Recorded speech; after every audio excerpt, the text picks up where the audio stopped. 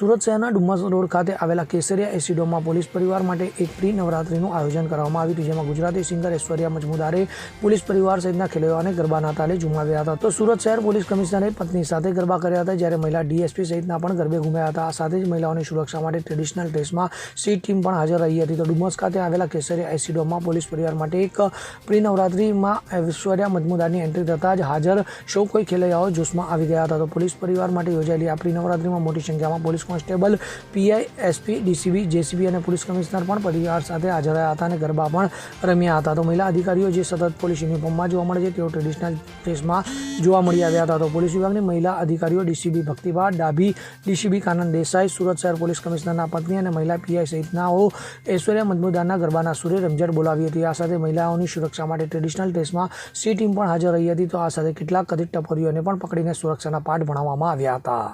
નરેશ સિમરણ સાથે CN24 news, Surat.